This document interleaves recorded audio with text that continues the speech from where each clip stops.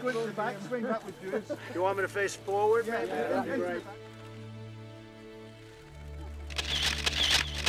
What was the first thing he said to you? Give this man a job, he says. Give this man a job. I said, I got a job. And then he kept saying it 3 times. He said it. Give this man a job. I said, I've got a bloody job. I want a job. I live in a town called Montrose, which is about 40 miles south of the development that Donald Trump's been building in Aberdeenshire. And I'd made a couple of documentaries about man-made erosion. I'm a big fan of the outdoors. And reading the local newspapers about the development, it was all good news. Basically, Donald Trump's building this resort. It's going to create lots of jobs. It's going to mean a big economic boost for the area. And for Scotland, having this golf course is going to put Scotland on the map for tourism, was the argument. But I knew that every green group, every environmental group in the land in Scotland had opposed the development during the Scottish Government inquiry, and that was never reported locally. And that spurred me on, really, to pick up the camera and go up and start filming. Hello, everybody.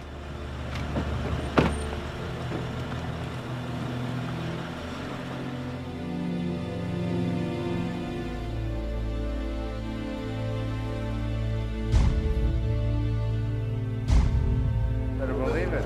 Good. And everyone knows Martin Hawtrey. He's the architect of the site. How are you? Nice to see you. Enjoy your time. There's a real question mark over the economic argument of the development. You know, the figures that were put to the public inquiry and put to the public, and those are the figures the public have seen, all these jobs, all this economic creation for this area, but The Economist really says those are bogus, that in fact, you know, we don't have that kind of economic boost, and that the environment, according to the scientists, is being sacrificed for no economic gain. I used to come up here with my grandmother and my aunt and my cousins on the bus from Aberdeen in the mid-50s with their bandy catchers and play commandos on those dunes. It was a fantastic open space within reach of ordinary people from Aberdeen. And the only wild stretch has been swallowed up by this development. Now that is primarily which drives me to say it shouldn't happen. The day that I was arrested, we had filmed with Michael Forbes on his fishing boat, and we were having tea at his mother Molly's caravan. She's 86 years old then. And it became apparent that the water that filled the kettle had come from an emergency supply, because the Forbes family had had their water cut off by Mr. Trump's workers for a week, it emerged, whilst we were there. And my colleague and I felt we had to go and get the other side of the story on this. I mean, this was a very serious situation. You know, a family had been without water, a basic amenity. And we went to interview Mr. Trump's chief greenkeeper, who was the only one on site at the time in the office, and he told us, yes, they had cut off the water. He suggested to me that I should go and fix it myself. And then I went to film after that interview with Susan Monroe, and it was on her doorstep that the police came and ordered me to switch the camera off.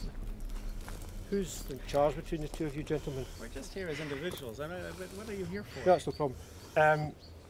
Could I take a note of your name, please? Why? Because there's been an alleged breach of the peace up at the Nenny Estate this morning, and as such, we are making inquiry. So, could I have your name, please? My name is Richard Finney. Okay, and yourself, sir, could I have your name, please? Yeah, I'm Anthony Baxter. And then he just became more hostile and lunged at you, gave you no explanation. What we need to do is, what we need to do now. You do know what? You've been detained under Section 14 of Criminal Procedure Scotland Act 1995. Do not What's he done? Just get that. Richard, grab the camera. Let go of the camera. Let go of the camera before it gets damaged, sir. And then the next thing I know, you're wrestling over the bonnet of Finlay's van, this policeman attacking you, trying to pull the camera off you, still not giving you any reason why, what you've done. We were charged with breach of the peace, and it was never made clear to us why we were being charged with breach of the peace. We had carried out an interview with one of Mr. Trump's workers earlier in the day, and I can only assume that he made the allegation against us, because there was nobody ever told us who had made the allegation. They just said they had had an alleged breach of the peace at the Nenny Estate house, which is Mr. Trump's house that he stays at when he is in Aberdeenshire and coming to do news conferences. The National Union of Journalists said that it was an unprecedented case. They'd never come across anything like it in their time. And, you know, as a journalist, I've worked in Afghanistan several times, Pakistan a dozen times, and made films, and often feared that I was going to be in a police cell, and never did I dream for one moment that it was going to be on my doorstep in Scotland. Is the course on schedule? Yeah, the course is in perfect schedule.